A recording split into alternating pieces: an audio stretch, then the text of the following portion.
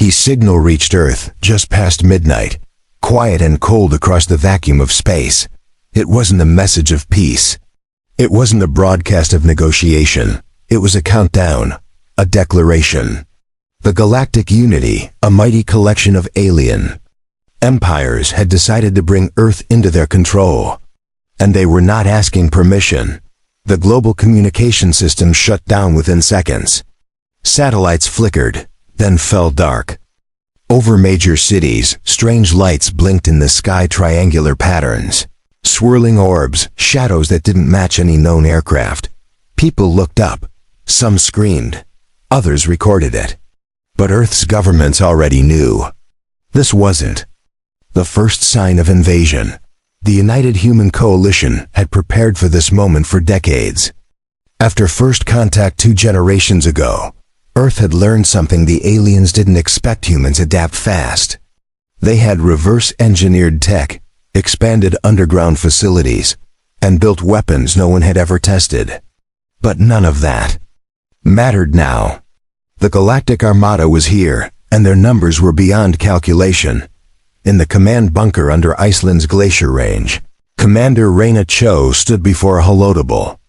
It displayed an impossible map, thousands of enemy vessels moving toward Earth like a rising tide. Behind her, officers worked with silent urgency. No one spoke of surrender. They knew the old law. Earth gives one warning. Only one, Cho issued. The signal. It was short, direct, translated into all major galactic languages, and sent with an ancient human tradition, the pulse of a ticking clock. The message read, "Turn back. Earth is not yours." And with it, a video montage played brief clips of every species that had attacked Earth in the past. And what had become of them, but the galactic commander, a 3-eyed creature named Saverkel, didn't care for threats. He saw Earth as primitive, divided, and weak. He viewed humans as reckless animals who had stumbled into the stars. In his war chamber, deep inside a world-sized dreadnought, he sneered as the human warning played across the screen. His fleet continued forward. What Saverkel didn't know was that Earth's greatest defenses were invisible. Not just cloaked ships or silent orbital weapons, but minds, strategies, human unpredictability. That was something no empire had been able to conquer. And behind that, a secret project known only to a handful of Earth's leaders. It had been hidden for years, buried in codes and shadows. The storm broke over the Pacific. Bright lights split the sky as the first alien dropships pierced Earth's outer defenses. They moved fast, believing human resistance would be uncoordinated and weak. But as they landed, they were met not by panic but by silence. Empty streets, vacant cities. It looked abandoned. Too quiet. Then came the pulse. A blast from the ground that shattered alien scanners, disrupted neural links, and fried synthetic nerves. The first wave of soldiers fell without ever firing a shot. From hidden bunkers, Earth's guardians emerged.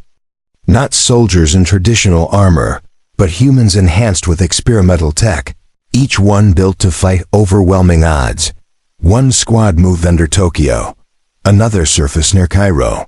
In orbit, the skies lit up as Earth's secret fleet, cloaked in low orbit for years, revealed itself. Ships shaped like black knives, forged from stolen alien metal and fueled by a technology no one had ever claimed responsibility for. And above them all, a single command was issued by Earth's network, AI codename, Veda, Phase 1, Retaliation, in the middle of the Atlantic Ocean. A massive energy spike triggered a long-forgotten structure. The water boiled. A hidden base, older than any current government, rose from the depths. It was not built by humans, but it had accepted Earth's rule long ago. And now it answered the call. Commander Cho's face hardened as reports came in.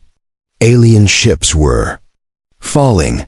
Some vanished without explanation. Others turned on their own allies. Earth wasn't just defending. It was reshaping the battlefield, using the very code the aliens had created against them. Veda had infiltrated the Unity systems long before this war began. One of the alien admirals sent a frantic signal back to Savarkel. They are not what we were told. Earth is. The message cut off as his ship disintegrated mid-sentence. From orbit, the scale of destruction made no sense. Earth should not have had this power. But it did. And now the question was not whether the Galactic Forces could win, it was whether they could escape. The countdown had begun. But not Earth's. The Galactic Empire's time was running out, asterisk in the cold dark above Earth. Savarkel stared at the tactical screen in disbelief. His flagship, the Devourer of Silence, had never lost a battle in over 3 centuries. Now 3 of his frontline destroyers had gone dark without warning. No debris, no distress signal, no trace. Just gone, his officers spoke in hushed tones, their voices trembling with confusion. There are energy readings we've never encountered, one said, and movement patterns that do not follow logic. Savar slammed his fist on the console. They are primitives. Their minds are soft, their strength is illusion. But even he couldn't ignore the fear creeping into his crew's faces. Down. On Earth, the humans didn't celebrate the early victories. They knew this was only the beginning. For every ship destroyed, hundreds more waited behind. Earth had given one warning, and now the second part of the plan had to begin. Operation Echo Silence. A response not just to win, but to erase the idea of invading Earth forever. Deep beneath Antarctica, a vault opened for the first time in 50 years. Inside, a being emerged tall, cloaked, with no name. It wasn't born. It was grown. A hybrid of human and alien DNA, infused with ancient code recovered from a crashed Unity probe. Its purpose was simple: break the minds of those who seek to rule humanity. The hybrid moved like a whisper. It entered the virtual battlefield, not through weapons but through thought. Enemy A began to malfunction. Orders were reversed. Coordinates became meaningless. The Unity's own ships collided in orbit, their guidance lost to invisible hands. Panic spread like fire across their ranks. Savarkel received reports of betrayal. Some of his commanders claimed Earth had infected their minds. Others said the humans were using psychic weapons. None of it made sense to him. But then the strangest report arrived. Some of his ships had begun transmitting Earth's warning message on repeat. In every language, turn back. Earth is not yours. He ordered a retreat. Not of the whole fleet, only his elite guard, his strongest warships. But that command never reached them. The transmission was intercepted, twisted. What his captains heard was the opposite. Advance at full speed. His own fleet was tearing itself apart under false orders. On the moon's far side, Earth's old mining colonies lit up. These weren't civilians anymore. Each moon base had been converted into a weapons platform, hidden in plain sight. Iron. Cannons rose from craters. Swarms of drones, silent and silver, filled the void and sliced into the alien ships with brutal precision. Meanwhile, back on Earth, something more dangerous was awakening. Deep in the forests of what used to be Siberia, strange machines rose from the ground. They were not made by modern humans, but by something older. They were relics of a time when Earth itself had tried to defend against the stars. Now humanity had taken control of them. These machines did not fire lasers or bullets. They used gravity. With a single pulse, they bent space. Whole squadrons of Unity warships were crushed into nothing, compacted to the size of coins, and then scattered like dust across the sky. No one aboard had time to scream. Commander Raina Cho monitored the battlefield without blinking. Every second brought new data. Every pattern was analyzed, broken, and used. Push to Quadrant 5, she ordered. Send in echo units. No survivors. Her voice was calm, cold. This wasn't revenge. This was deterrence. One of her officers turned pale. Ma'am, some Unity ships are begging for mercy. Cho nodded. Show them the warning again. He hesitated. And if they don't listen? Cho stared at the screen. They won't get the chance to ignore it twice. In space, Savarkel watched his empire unravel. He had underestimated Earth. He had ignored the warning. And now, even escape seemed impossible. His flagship was one of the few left untouched, but for how long? He opened a private channel to Unity High Command. We've been misled, he said. Earth is not a planet, it is a weapon. Back on Earth, the hybrid reached the next phase. It wasn't alone anymore. More like it had been activated across the globe. Each one connected to ancient ruins, forgotten sites of power, and signals older than Earth's own history. Together, they began to form a pattern and net around the planet, unseen by the naked eye but deadly to all who entered. So Varkel's final act was not of war. It was of fear. He ordered the last clean ships to transmit a plea. A message to all known systems. Avoid Earth. Do not answer its signals. Do not approach its orbit.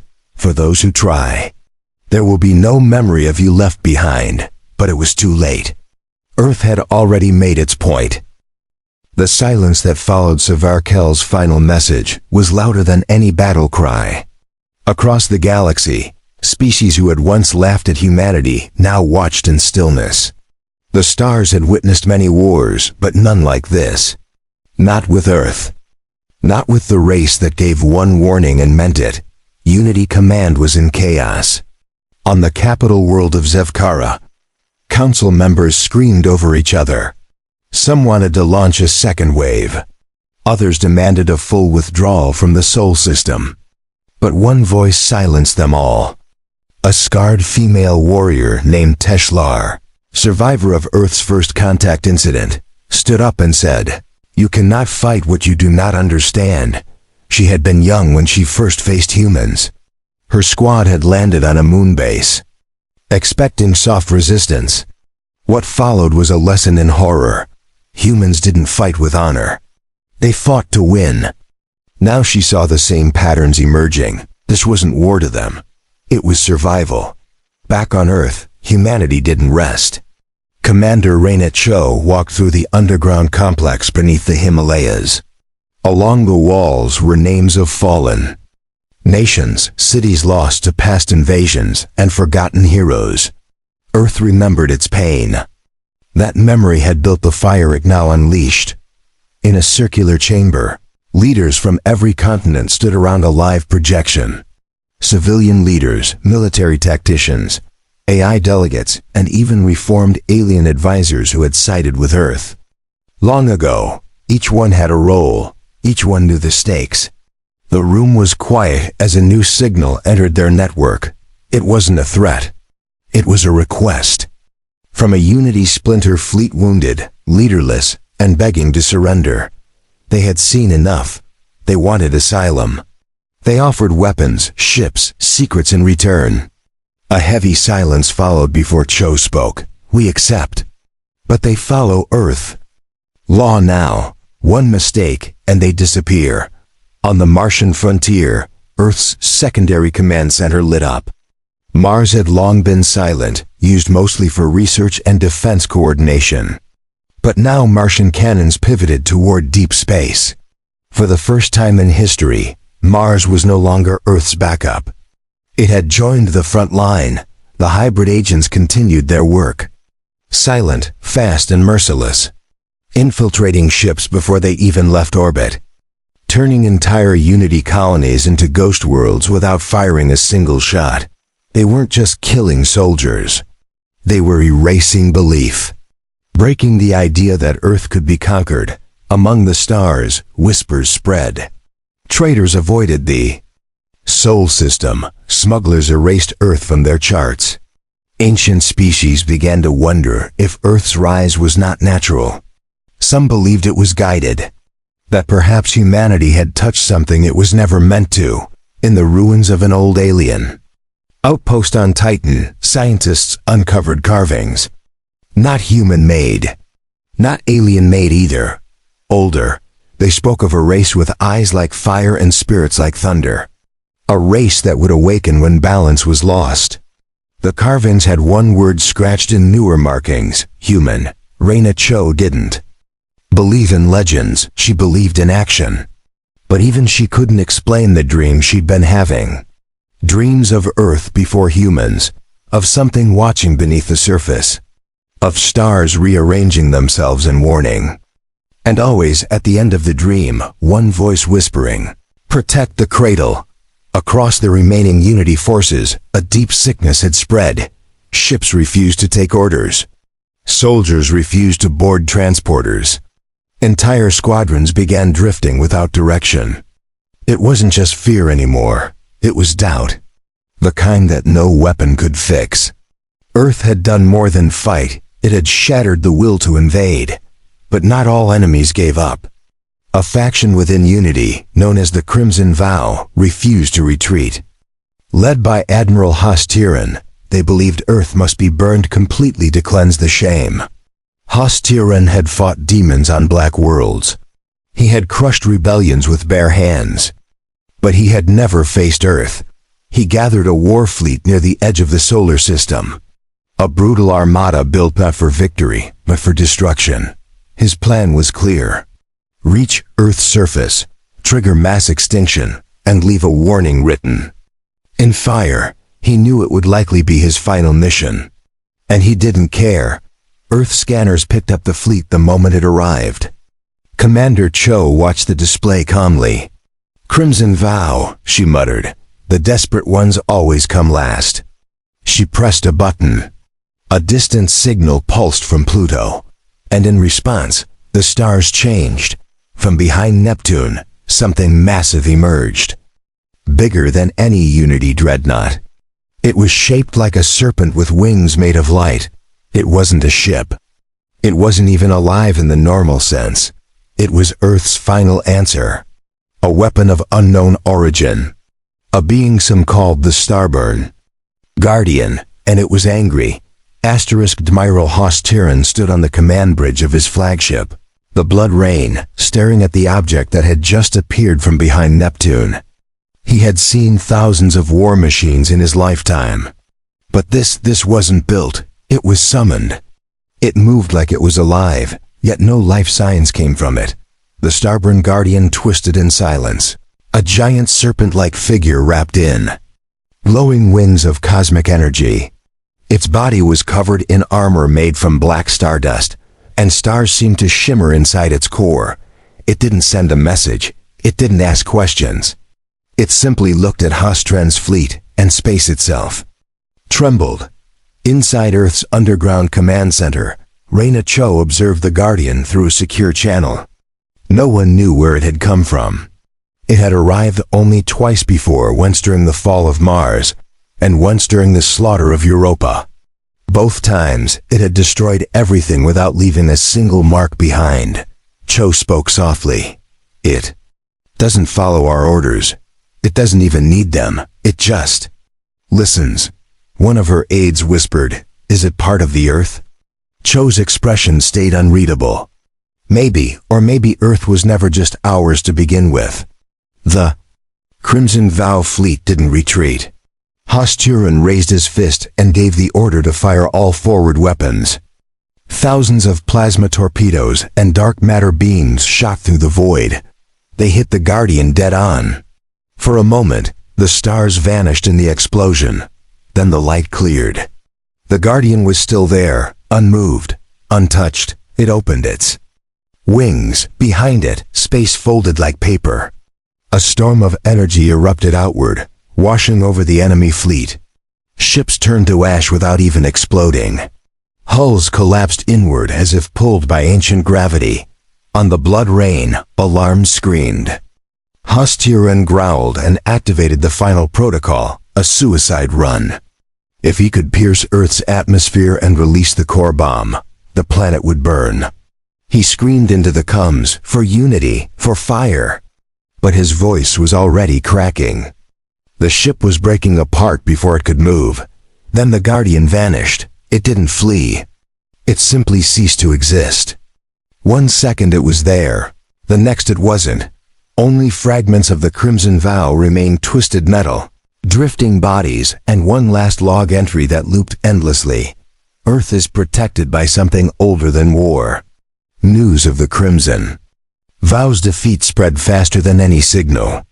Within a day, half of Unity's remaining ships had powered down. Entire planetary systems cut ties with the Command Council. Treaties were rewritten. Borderlines were erased. Earth had changed everything.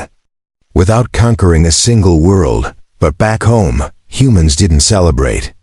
Commander Cho stood at the edge of a quiet valley in New Zealand, watching clouds roll over distant mountains. Her team had given everything. Friends had died. Cities had fallen.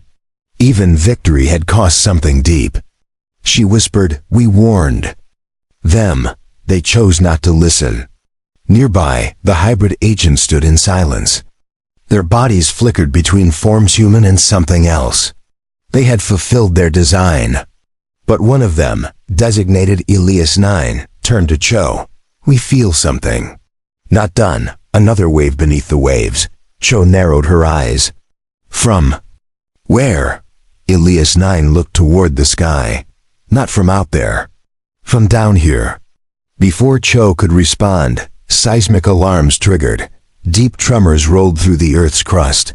Not natural. Not tectonic. Something was waking up underground. In the hidden chamber beneath the Amazon basin, sensors flickered. A pulse echoed from the planet's core. A signature never seen before. It didn't match Unity tech. It didn't match anything in Earth's database. And yet, it was familiar. As if the planet had just spoken back for the first time in history. Scientists scrambled. Satellites readjusted. AI systems rerouted power to planetary sensors. The signal wasn't hostile. It was curious. A pattern was emerging. Like language. Like music. And then, one word decoded from the frequency. "Why?" Cho watched the translation appear on her screen. She sat down slowly. "The planet is asking questions." Elias 9 nodded. "It's learning from us. From them. From everything." And then came the second message, buried beneath the first. "Who woke me?" Miles beneath the surface of the Sahara, a vault cracked open. Inside was a sphere pulsing with soft golden light. Humans didn't build it. Aliens didn't build it. And yet both had feared it for centuries. Now, it had opened on its own. And what was inside was starting to glow brighter. On Zevkara, the Unity Council finally collapsed. Worlds declared independence. Species that once ruled thousands now begged to be left alone. But some wondered if Earth's transformation meant something more. A return, a trigger, or a signal that the galaxy had just entered a new age, one where humanity was not just a survivor, but a force of reckoning. And deep in the ocean trench, far below where sunlight can reach, the final seal shivered. Something beneath Earth had heard the war, had felt the blood. 'Neath the crushing weight of Earth's deepest trench, far below where even machines struggled to survive, something stirred. The ancient seal at the base of the Mariana Rift, cracked for the first time in recorded history. It didn't break with violence. It simply unlocked, as if a key had been turned by time itself. Inside the opening was not a creature, but a chamber. Spherical, silent, lined with glowing threads that pulsed like veins. In the center floated an orb blacker than space, yet shimmering with stars. It was not of Earth, but it had become part of it. This was what the ancients had hidden.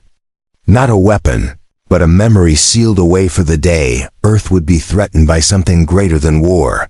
Reina Cho stood before the Earth Council, her uniform marked with the dust of the underground vaults. "It's not just a signal," she said, "it's communication. The planet is trying to understand itself, or what's inside it." Around her, leaders leaned forward. Even the AI representative stayed silent. Elias 9 stood at her side, his voice calm but tense. We believe the entity beneath the planet is older than the species living on it, maybe older than Earth's formation. It was waiting, watching, and now it's learning through us. Learning what? Someone asked. How to defend itself. Elust 9 replied. On Unity's surviving outer colonies, chaos reigned. With the collapse of Central Command and the fall of the Crimson Vow, many warlords rose to claim pieces of this shattered power. Some looked toward Earth not with fear, but with greed.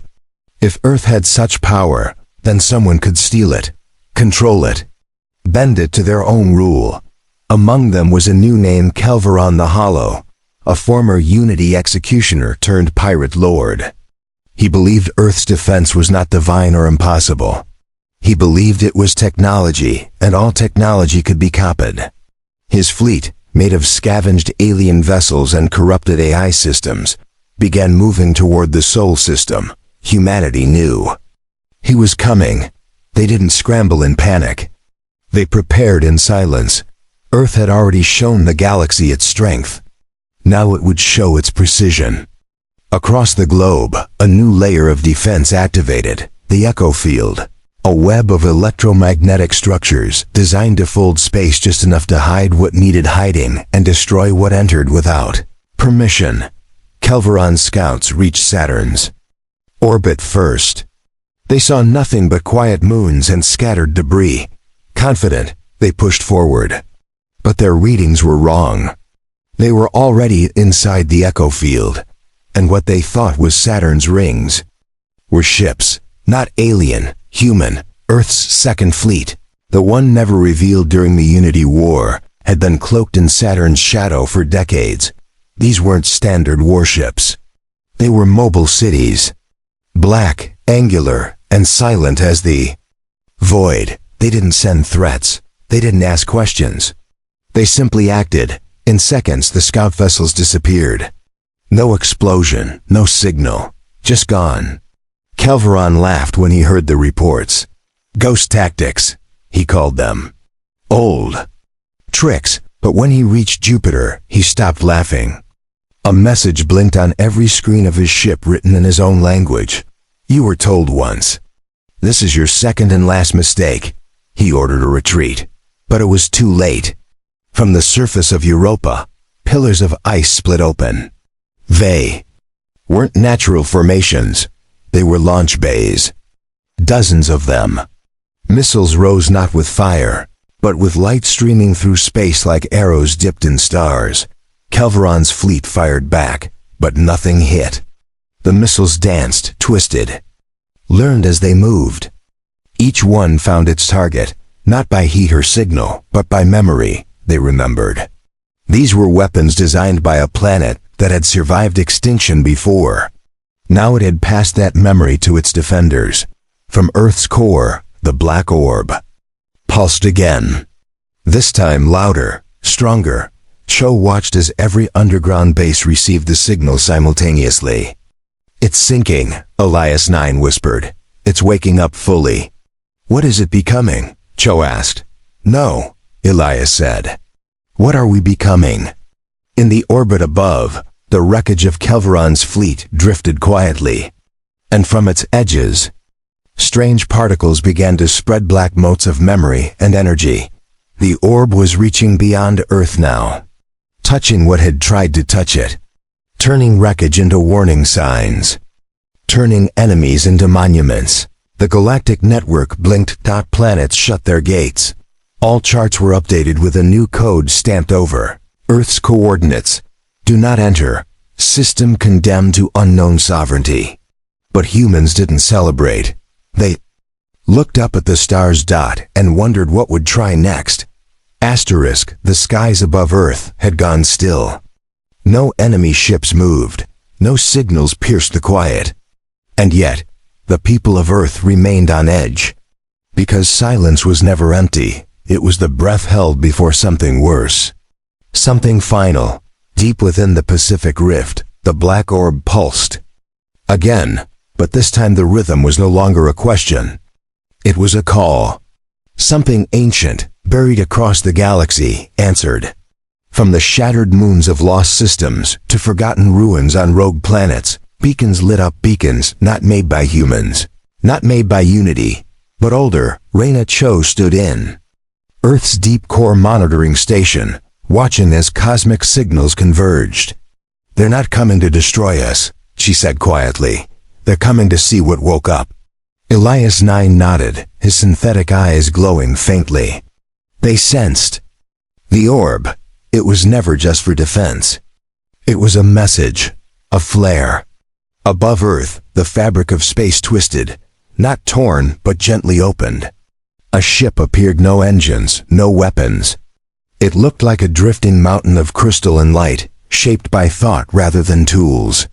The Guardian had returned. But this time, it wasn't alone. Behind it came more ships, not war fleets, not scouts. These were vessels older than names, gliding on principles forgotten by modern science. They circled Earth at a respectful distance, transmitting only one signal. "Is it ready?" Cho didn't answer. She looked at Elias 9. "Is what ready?" Elias didn't blink. Humanity.